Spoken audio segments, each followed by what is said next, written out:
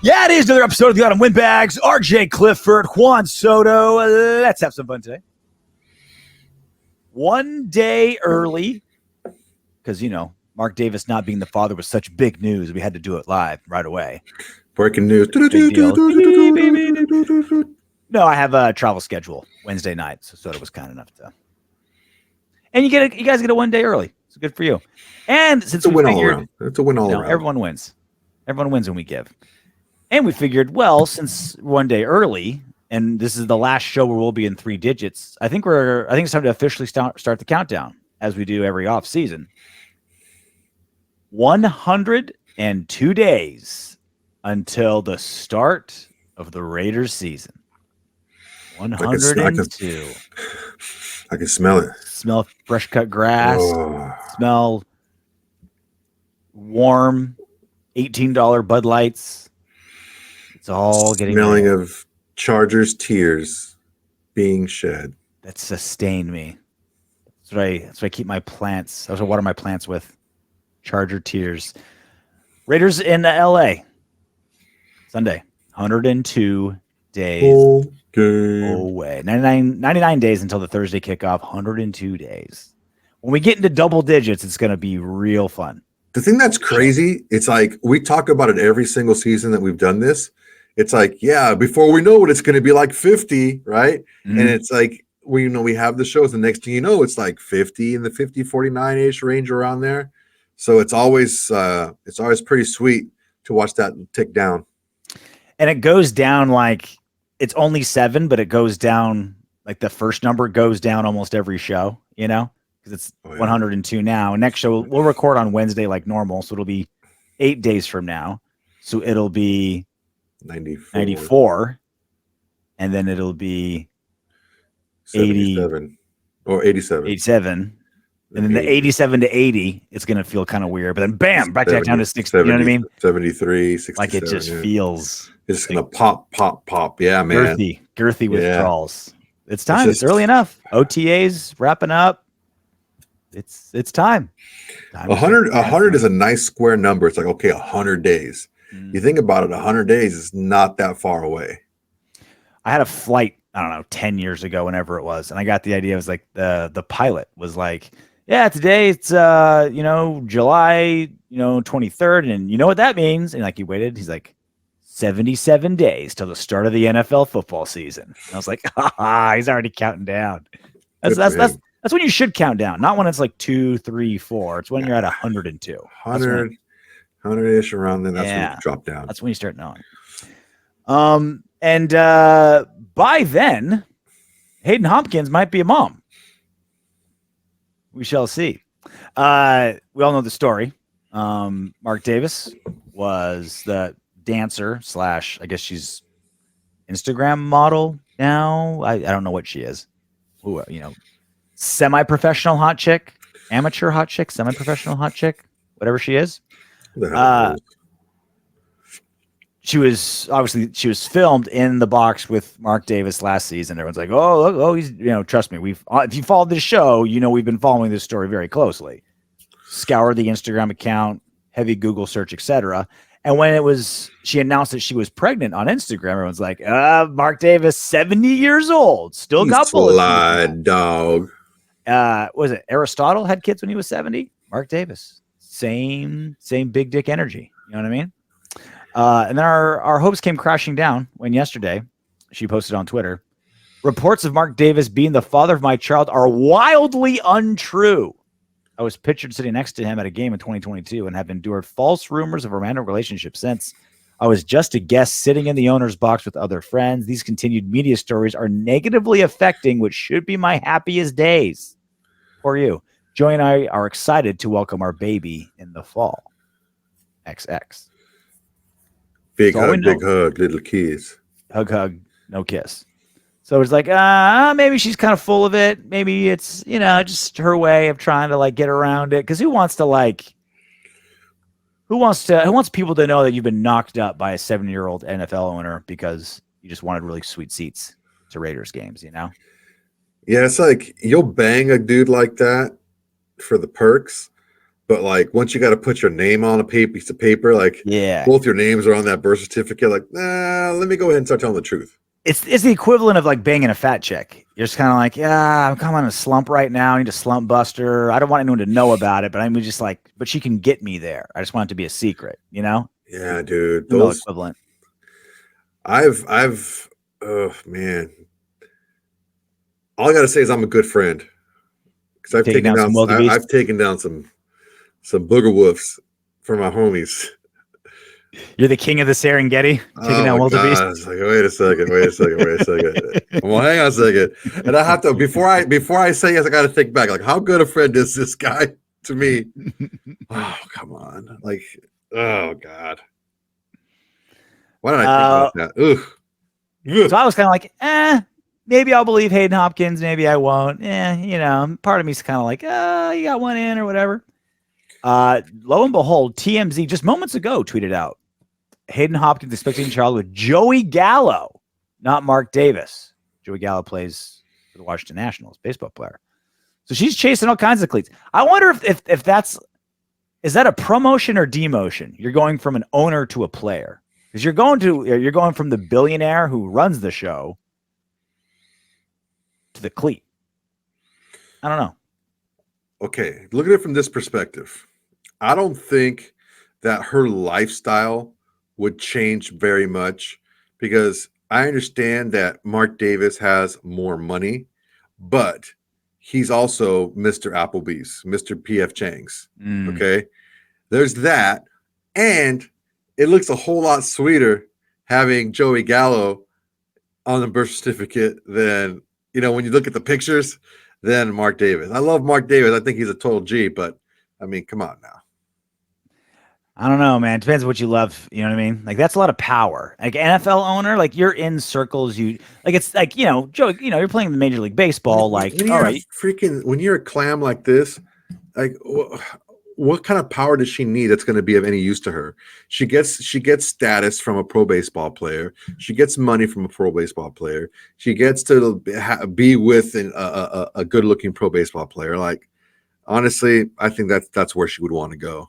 It's the difference between getting the VIP suite on an island versus owning the island. Yeah, but for a chick like this, like, I don't think she really knows the difference. I don't know, dude. She looks like a chick that's got expensive tastes. I don't know that there's anything that Mark Davis would buy her that Joey Gallo wouldn't buy her. Well, again, it's not so much just like, he'd buy me a nicer Ferrari. It's the like private jet to private island level rich versus he wouldn't do that. Class to Hawaii type. He's Southwest middle seat kind of guy. He is. Do you think she is? But I think that's what he would pay for, though. I think she'd probably find ways to get more out of him. Yeah. She's probably got some tricks. She was. I'm sure she does. 20 years. I'm still not 100% convinced because someone's PR firm hit up TMZ and was like, "All right, let's get this. We want this story out there." It's probably the case, but I'm not gonna like fully seal it. Come at me if the kid gets popped out with a bowl cut. Like, yeah, count the freckles the second. Yeah, count the freckles on that kid. So there was these kids, all right, that I lived next to when I lived in a little bit of my youth in Norwalk. And if anyone knows about Norwalk, California, there's this place called the One Ways. It's a bunch of dead ends. It's not even cul-de-sacs. It's a bunch of dead end streets, right? Just to show you how bad it was over there. They didn't deliver pizza in the One Ways. You had to walk down the street to the gas station, and they would deliver the pizza to the gas station. Like, you would go down there, and it'd be like three dudes that say, "You pizza too? All right, cool." And we would sit there, and the Domino's would deliver to the gas station. So there was these brothers. There were three of them, and the last names were Smart, but they were like the dumbest kids in the entire school, right? How ironic. The Smart brothers, right? So there was this bum that used to walk around because we lived right on the other side of this park, and the park was like, even though it cut down like the travel time by half, we were never allowed to cut through the park because there was always like people shot in the park or like gang members chilling in the park. So we had to walk the long way around, right? So this bum would cut through the park all the time and walk the neighborhood a little bit. And he'd always want to talk to the kids. We're like, get away from us, bum, whatever. And one of the smart brothers he had a lot of freckles on his face. And he's like, yo, you fucking bum, get out of here, you stink, whatever. And the bum just snapped. And he's like, you know why you have all those freckles? Because you were standing behind a screen door and someone threw a piece of shit at your face. The bum coming with the zingers? The bum just fucking hammered him, bro. So if that baby comes out with shit freckles and a bowl cut, then we could talk about it. But until then, I think it's Joey Gallo's kid. This is the ultimate hot chick mentality right here. These continued media stories are negatively affecting what should be my happiest days. Well, then stay off of social media, dumbass. Oh, poor her. Like, we really should be shedding tears for a 26-year-old former banging dancer a freaking multi-millionaire who's banging either a billionaire or a multimillionaire. Who's impregnated. Like, she's set for life with that because of that load that was blown into her from either one of them. What do you think, buddy? What do you think of that pussy? What do you think? This is your pussy? Your cats. Los gatos. Well, there's only one way to know this for sure. They have to release a sex tape. I need documented proof. Oh God, who the father is. I need a sex tape. I just got a visual. I don't want. I would be really into a Mark Davis sex tape just from like a National Geographic perspective. Do you think Mark Davis takes his socks off? I think he pokes it out of his boxers. You know what I mean? Does he go over the bridge or under the bridge? I think Mike Adriano. Does he just freaking pull his cock and balls through the freaking hole or what? I think he leaves the balls in. I think he leaves the balls in. Just the cock? Yeah, that's just a bold cock. move, Cotton. Mm-hmm. I think he's just all cock. After mainlining Viagra all afternoon. Homegirl's nephew came to visit over the weekend, went to the beach, and he kept his socks on the entire time.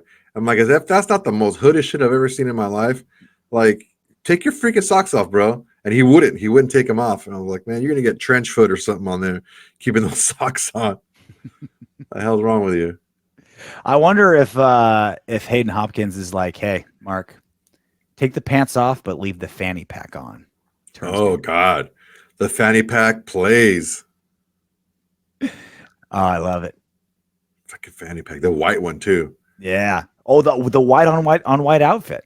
Fanny pack, the white on the white skin, bro. Oh my God. turtleneck thing that he wore. The not like neck, the tactical, yeah. Not the tactical turtleneck that like 007 would wear. It's just like a floppy 3/4 turtleneck that serves no purpose and looks terrible. Just rocking it. I need to dress like him for Halloween. You should grow out your hair. Like, how would you do the bowl? Just literally. I just get a wig.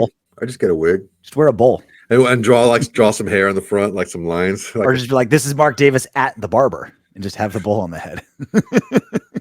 So sweet. Some PF Changs. So good. Find a retired dancer and pay her day rate just to like follow you around. Be Hayden Hopkins. Oh, okay.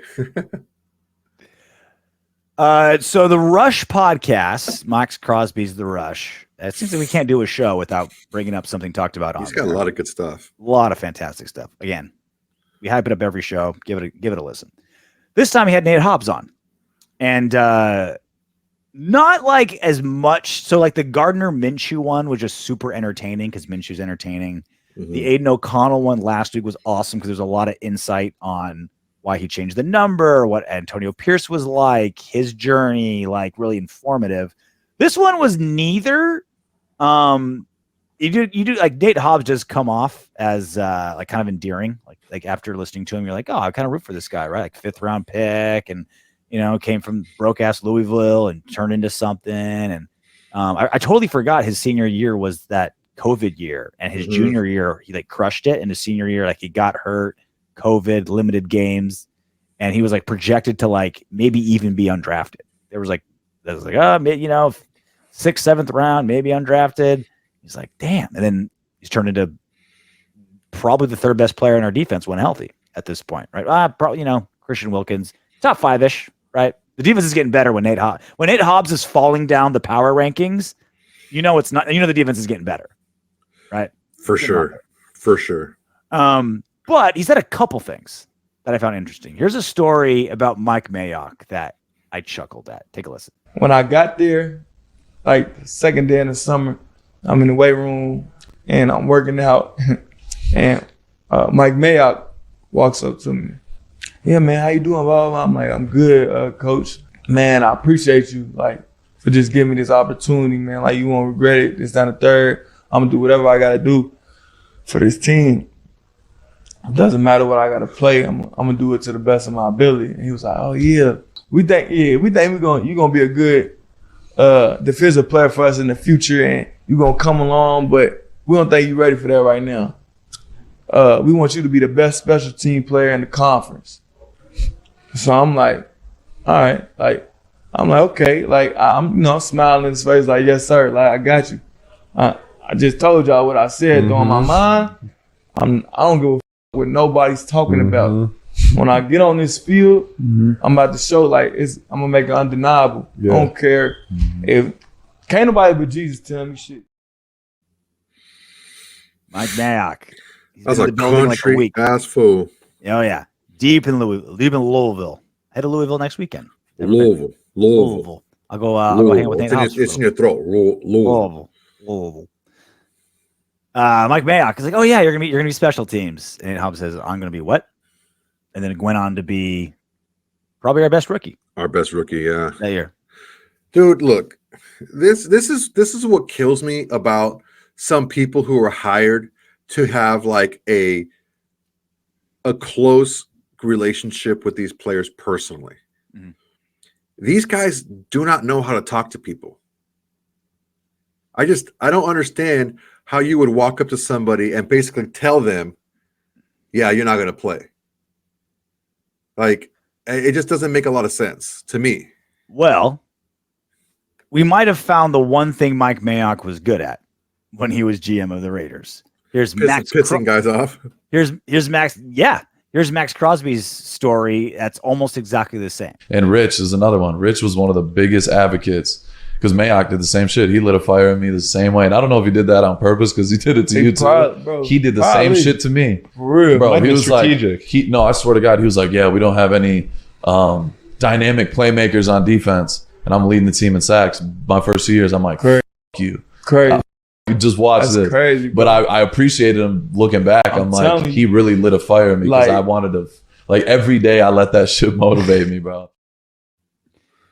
So Mayock got the most out of these two guys with his comments, whether it was a strategic move by Mike Mayock or whether he just like said the wrong thing, but to the right guy. You know, like you try telling Maxx Crosby, you're not going to do shit and see what you get.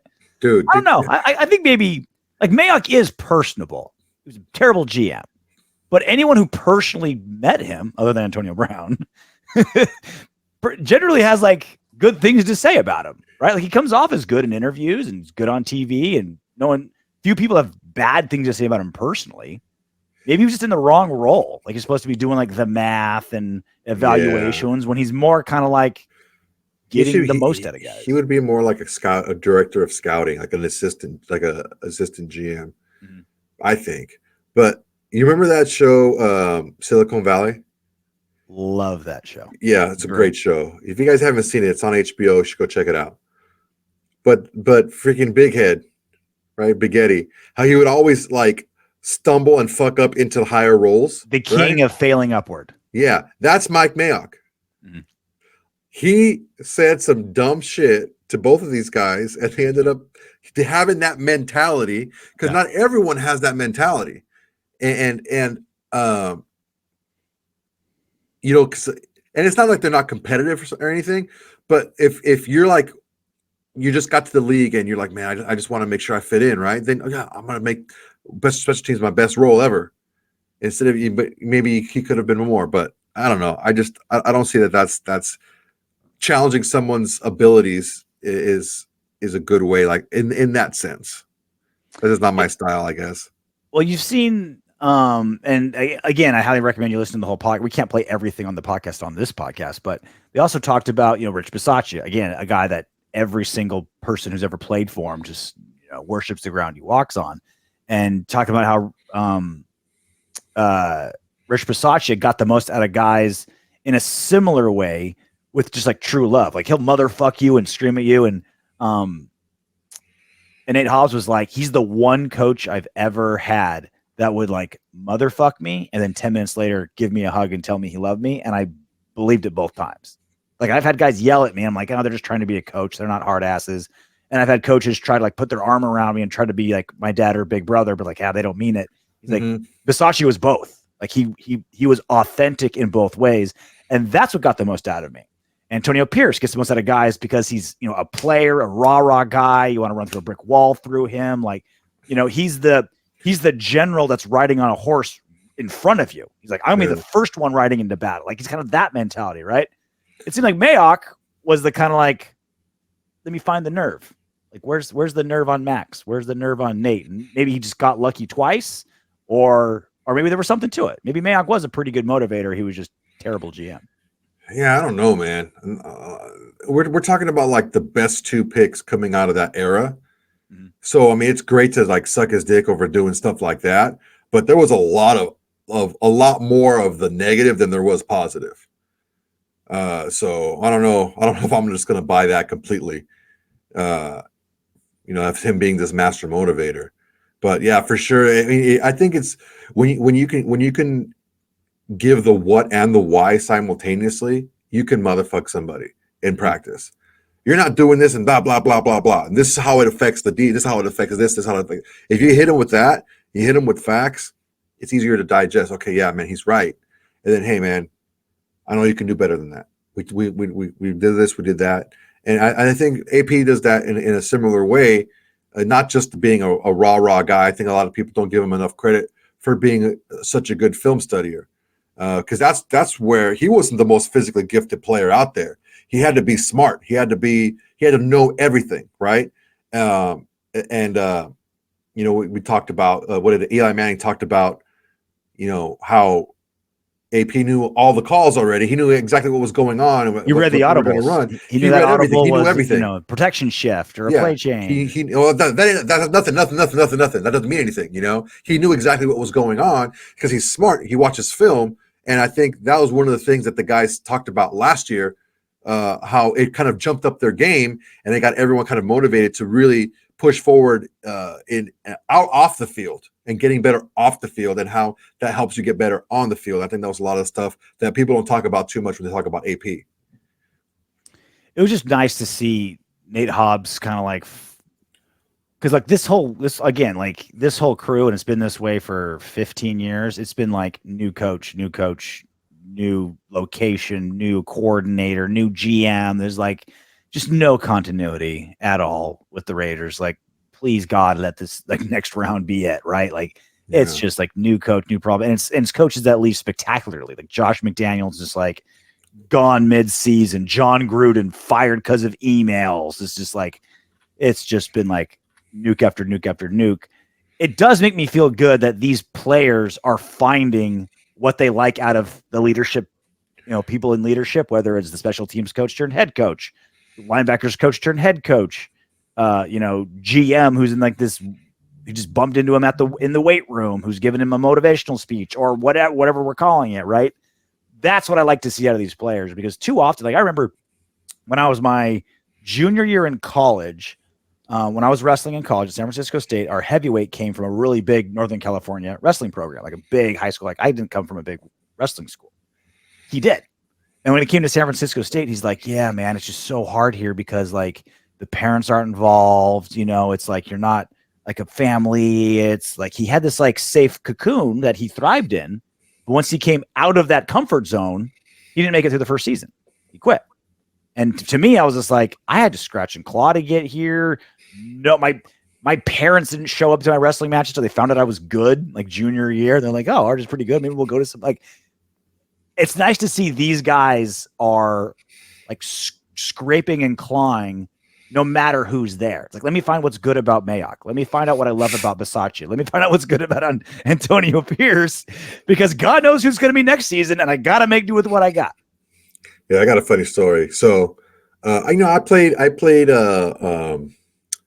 football, and I did track, and I didn't play baseball in high school, but I think I was messed around with the basketball team for a little bit, but track was I was probably the best at track, shot put and discus, right? I was just going to shot say put and discus, discus more than shot put, and because the footwork and stuff like that. And my mom had no clue that what I was doing, but I didn't like being home, so I would just go to any sport just to do it. Track and field was the ultimate. Dude, I don't want to do study hall or be home, so let me do track and field and just hang out in the field for 3 hours after school. My homeboy Jason House, big up to Jason House. He played football. I went to elementary school with him. Then he moved to Philly, and then he came back. Like, is it Jason? Not Jason House, the MMA agent? No, different guy. Okay. So I went to high school with this guy, and he wanted to go out for track, and I'm like, "Why are you gonna do track for?" I want to run. He's like, "No, you don't have to run. We could be throwers." And I'm like, "Really?" He's like, "Yeah, man. Listen to this. Like, these track teams are like 60 people big, right? And there's half chicks, so half chicks, half dudes. You go to these freaking like weekend track meets. There's like 15 schools there, and I'm like, damn, that's a lot of chicks. So I'm like, yeah, I'm down. Let's fucking do it, So my mom had no idea how any of this stuff worked. When she found out I was good, my brother told her, like, you should go and watch him. He's pretty good. And she was like, stand behind the gate where the guys were going to throw. And she's like, fucking trying to distract him. I'm like, no, you can't do that. You're going to get me disqualified. You can't do that shit. Mommy loves you, Juan. Oh, no. See, she wouldn't encourage me. She would just try to fuck up the other guys. Oh, like that's the Mexican way. Like, you don't get encouragement as a Mexican. You're seated family behind the backboard at a college basketball game, and you're trying to like screw up their free throw. It's kind of like that, yeah. My mom, you gotta get away. You can't do that. You can't do that. You gotta get me disqualified. So sweet. I look at the coach. I'm like, yeah, I'm sorry. She doesn't know how this works. She doesn't speak English. She's new. She speaks perfect English. I barely know how this works. You think my mom's gonna know the rules of track and field? Tell me about it, dude. So that's gonna be the deep. So I want to hit this real quick. Okay, hit it and quit it. I don't want to quit it. I want to hit it and then keep hitting it again. What are the power rankings on our defense? Because if Nate Hobbs is out of the top 5, that's awesome. That's awesome. Okay, so there's Maxx. No brainer. Maxx 1. Christian Wilkins is 2. Got to be 2, right? In there. There's Jack Jones.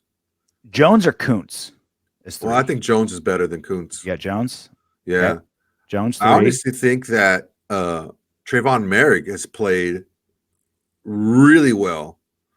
And I think it's between him and Kuntz. It's hard because they play different positions.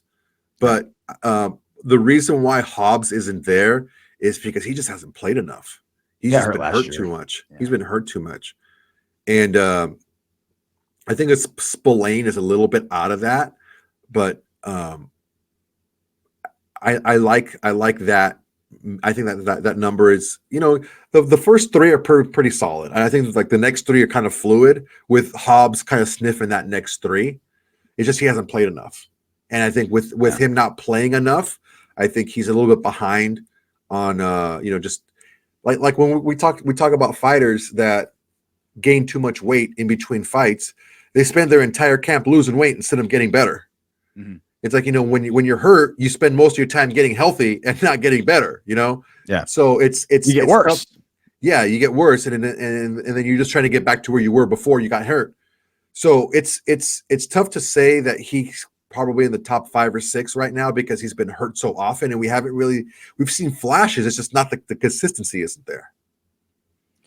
So Maxx, Wilkins, Jones, Kuntz, Spillane, or I would put Merrick behind those 5. You think so? He's been like nice and consistent, which I guess for a free safety that's what you want, right? Like you don't want he hasn't been dynamic, but he has been pretty consistent. I think one of the big reasons, and we'll talk about this coming up, but I think one of the big reasons why the defense made the shift that they did was Patrick Graham was able to play more Patrick Graham sets the way he likes to play his safeties. So he was better, or he was more consistent with pulling either Epps or Merrick in the box and allowing them to make plays closer to the line of scrimmage. And Merrick that wasn't what he was kind of like touted as doing when he came out of TCU, but he did a lot better job of it later in the season.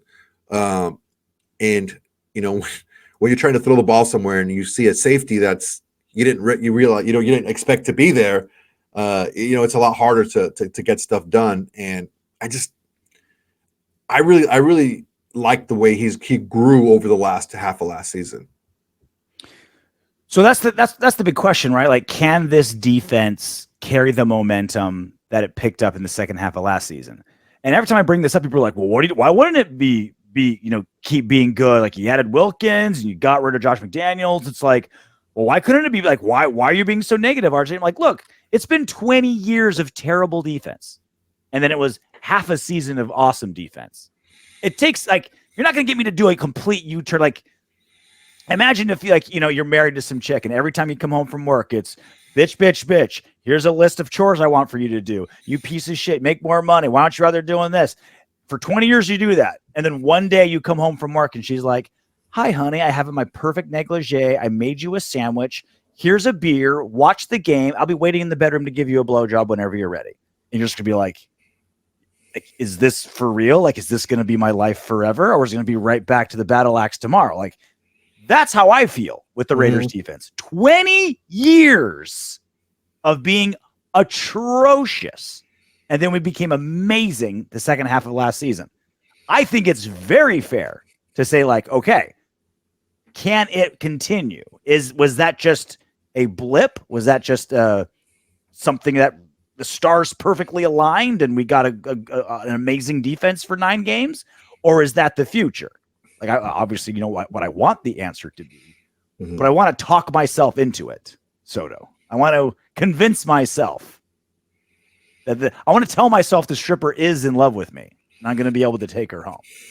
So, okay, taking a step back and looking from this objectively, okay, from your point, from your perspective, it was what, 10 weeks, right? 9 weeks, right? Okay.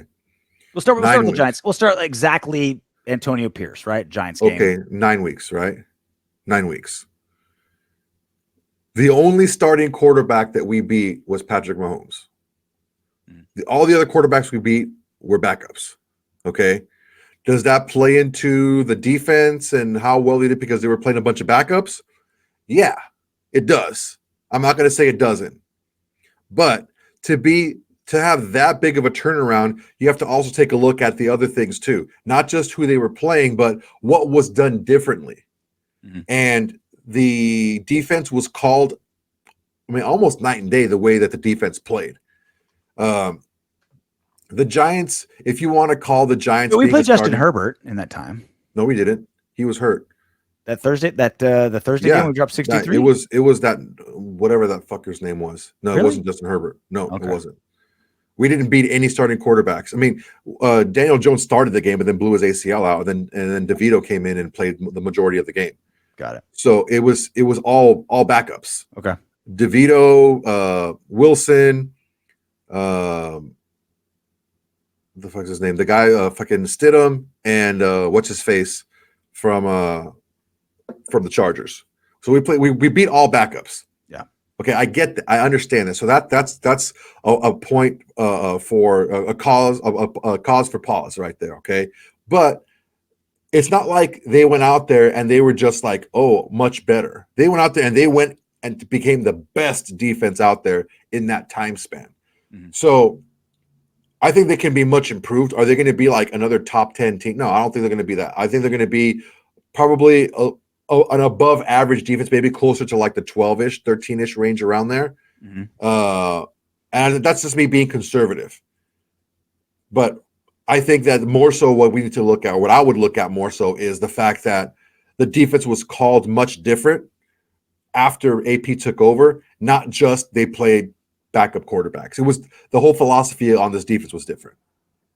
I think also Patrick Graham's system isn't, like Paul Gunther complicated, where there's like 30 different third down plays, every single game. It's not, insane, but it's, it's complex-ish. Ivy League coach, Ivy League brain. You You have to learn it. It takes some time, like kind of like most systems. It takes a little bit of time. Yeah. And I remember the very first, at the beginning of Patrick Graham's tenure 2 seasons ago, it took a season and a half for Patrick Graham's defense to start flowing. And remember at the end of 2 seasons ago, we're just like, yeah, Patrick Graham, like you're supposed to be able to take spare parts and get something. Like that's what we did with the Giants, and just find out what your strengths are and make it work. But we ran through so many DBs that they had to do just bump and run every time, because you can't learn that's just like, there's your guy. Like you don't have time to learn, we're going to shift over and the safety picks up this guy. And if they switch to trips, then this guy's going to blitz. Like you just don't have time to do it. Just like, there's your guy, cover him. And then we didn't have DBs that could do that. He also started with a lot better personnel. Again, Dexter Jackson and Williams and a bunch of those guys, right? Mm-hmm. He had a lot better crew out there than what he was given to start with the Raiders.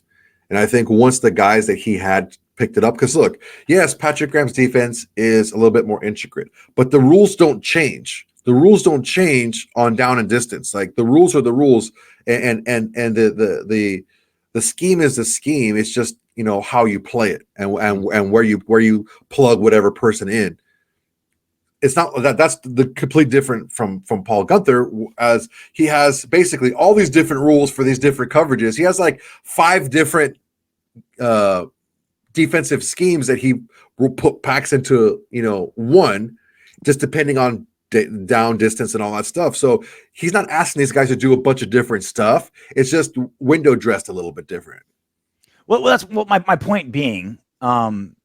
Patrick Graham's system is complicated enough where you do need time. You're not just going to just like upload it into your brain like a computer and know it. Like it takes a little time. That's kind of what happened, right? And I think that goes to what you were talking about with like Timo a little bit, where it's like, yeah, like he's finding his role and improving because he's learning Patrick Graham's defense.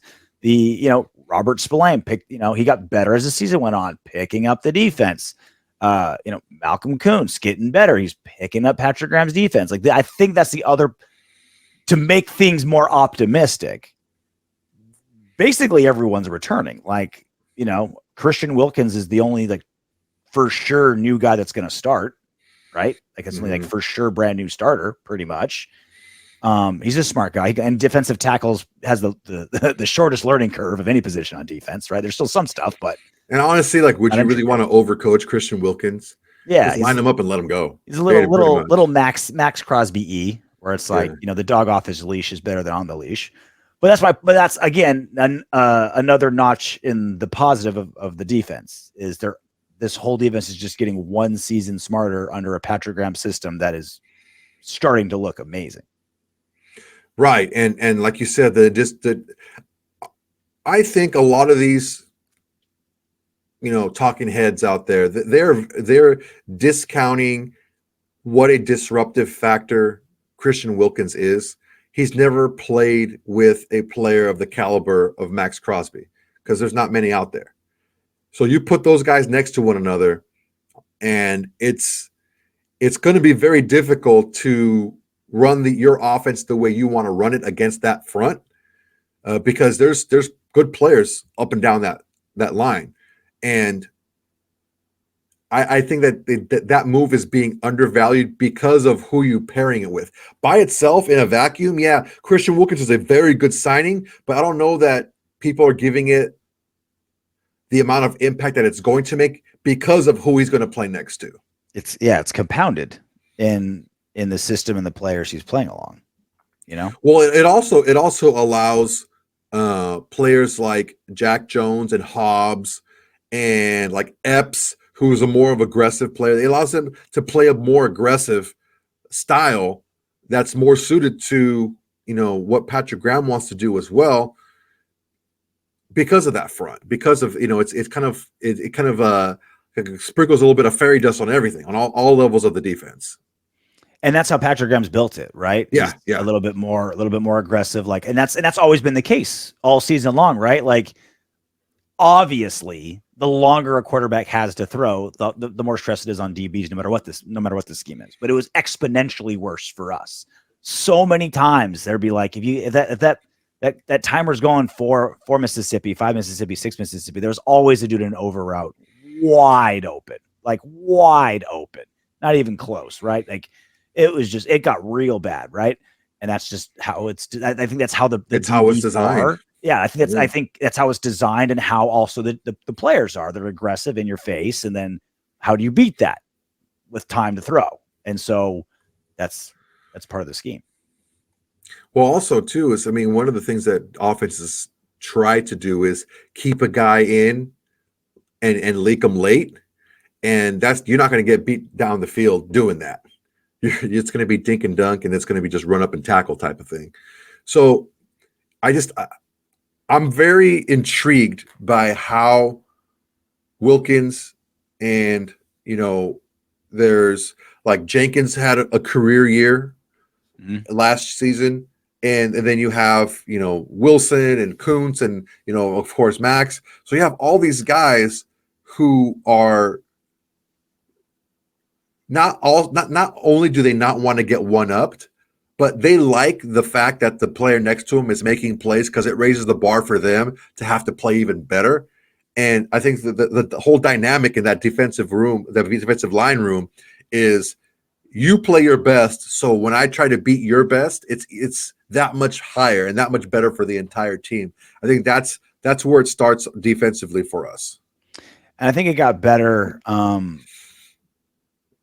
It's going to get better because it's a very similar starting unit in the same system. So on paper, and they're all very young. So it's like none of these guys are on the downside, right? They're not Jake's getting older, a little bit older, but I mean, most of the guys are younger. Yeah. They're almost all younger, right? So they're all on paper going to get better, not downside of their career.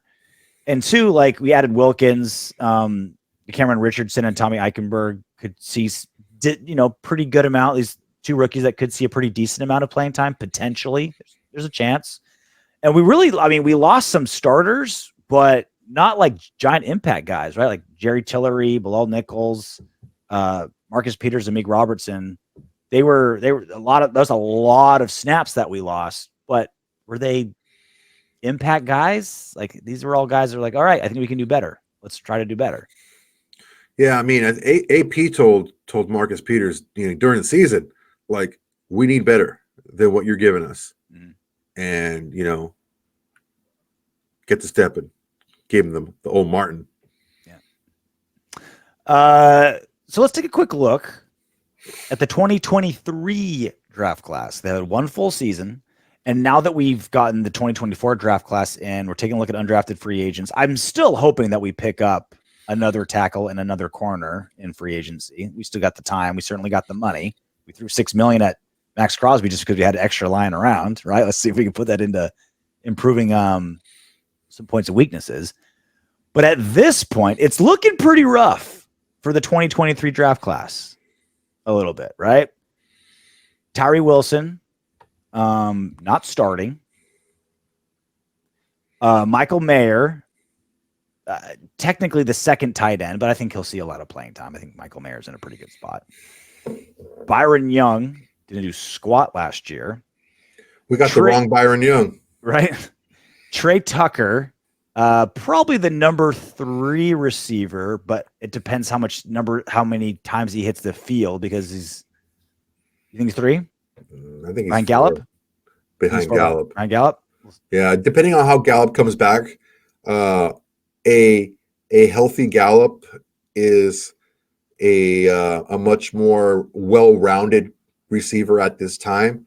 And I think you can still take advantage of a lot of the skills that Trey Tucker has, but I think he still needs a little bit more seasoning to be a more well-rounded number 3. Because basically a number 3 is like a 5 years ago number 2. Like they have to be that good because they play so often. Well, I think our offense is gonna be a little different. Right? I think we'll see a lot of, I think Brock Bowers is gonna be putting us in a lot of 2 tight end sets, and so our number 3 may be a little bit different. I think they want to do running back by committee, so I think it'll be a lot of different running backs. Bowers again, technically a tight end, but he's kind of a slot tight end, outside H-back, fucking whatever guy.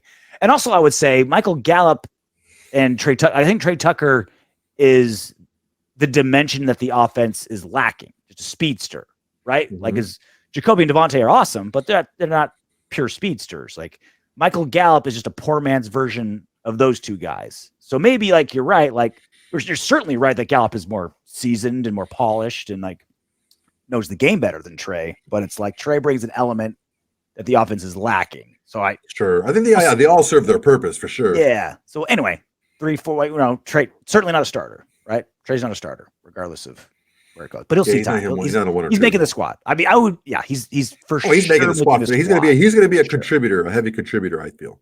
Jacorian Bennett, early season starter, but he'll be kind of fighting for that corner spot, but I don't think we'd be too happy if he's the starter unless he just looks amazing this offseason. Well, look, I mean, we just finished talking about how Patrick Graham's scheme is a little bit more difficult. And, another year in the system, I think, would do him a lot good because the physical tools are there. Mm-hmm. The only thing he doesn't have is he can't catch. He's got feet for hands. But he led the nation in pass breakups, I think, over the last few years before he was drafted. So, the skills are there. It's just maybe making it less strenuous in his mind so he can play faster on the field because he's more used to it. So I think he's a candidate for a breakout second season, I think.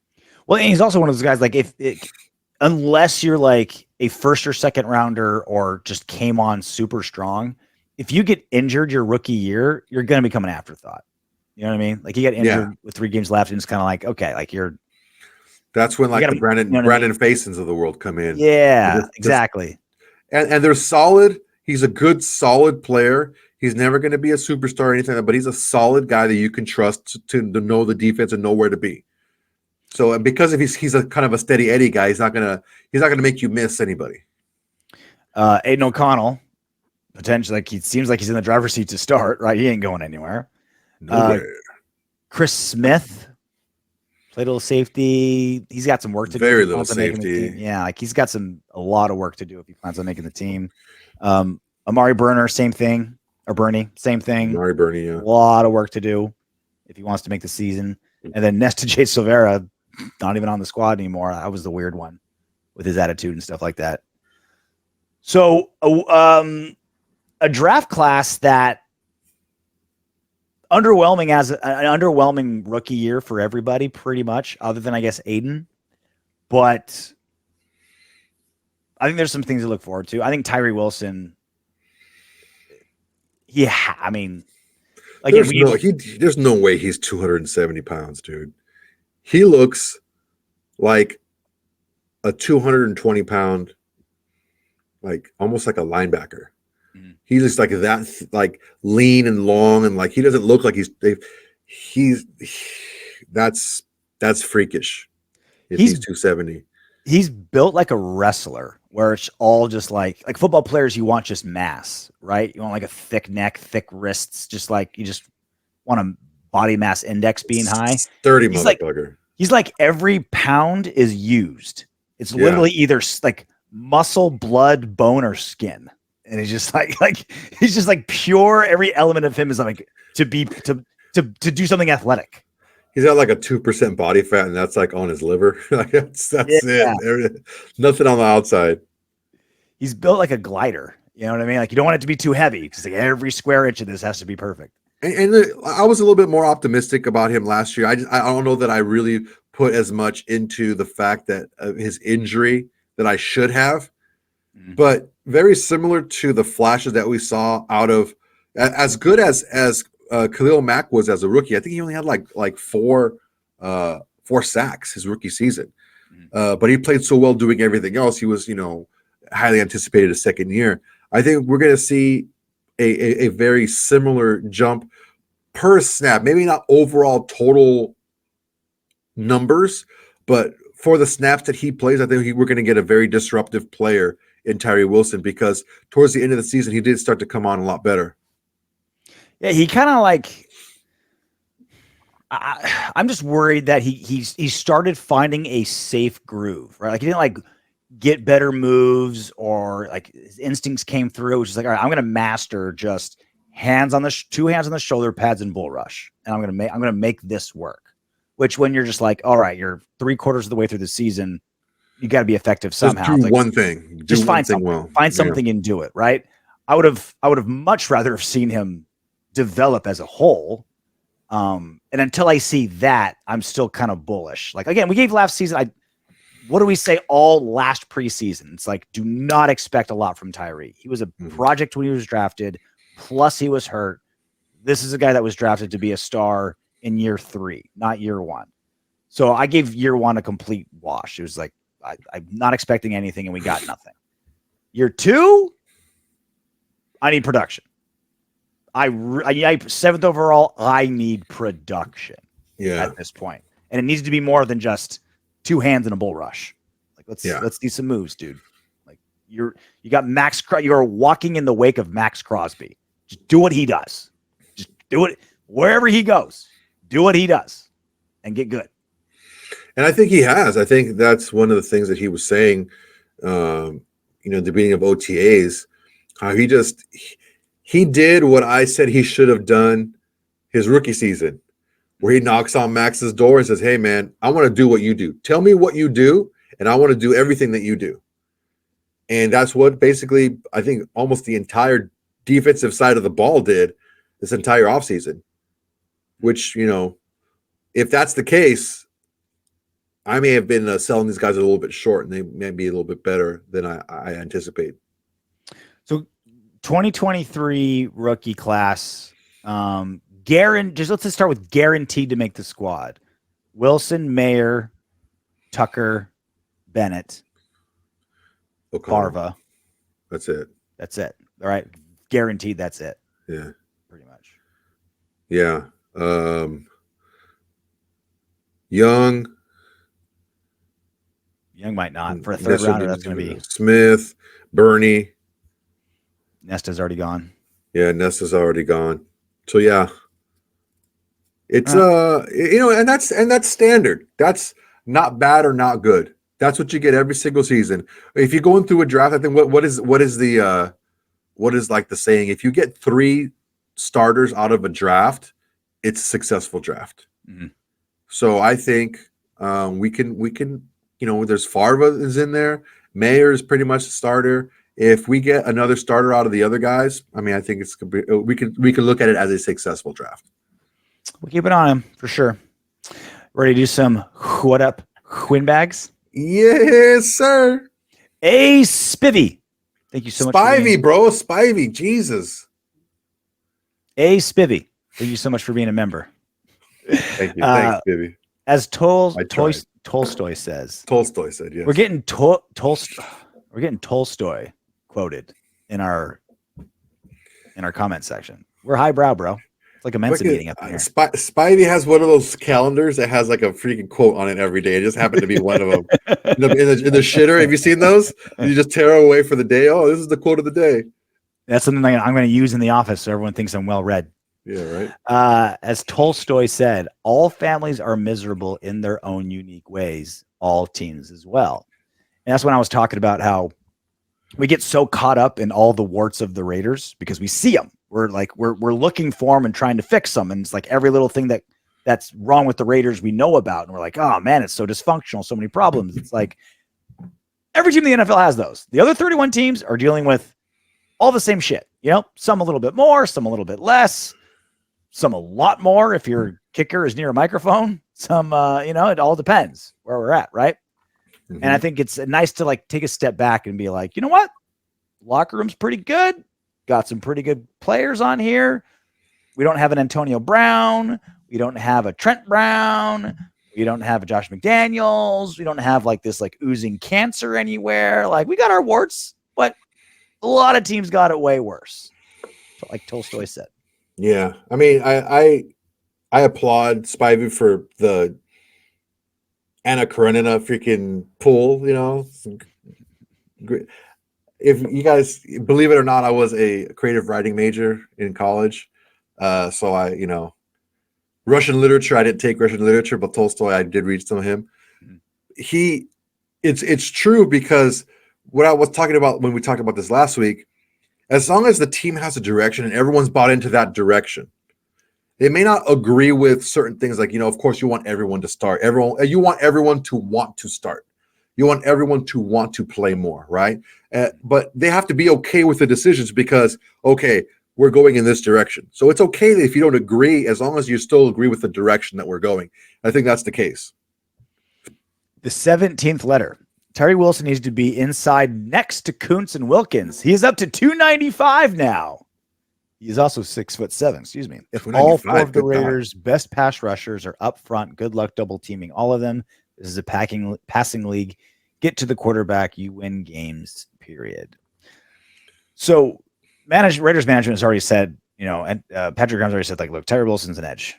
Like, yeah, like we'll dabble, putting him inside, but he's not like we're not NASCAR package stuff. Yeah, like we're not designating him defensive tackle. So that needs to not. So let's get that out of your brain. But I think there's a chance to move him around, right? Like that's a nice little setup, right? NASCAR package next to Wilkins at times. Well, yeah, I mean that's what I think we all envisioned him doing kind of in the middle of the season. Like, I think we talked about it a couple of times. Like, yeah, just put him inside so where he doesn't have to beat people around the outside, where he could be more physical with guards and use his hands more. I don't see them abandoning that because it was successful. He did have more success against the guards.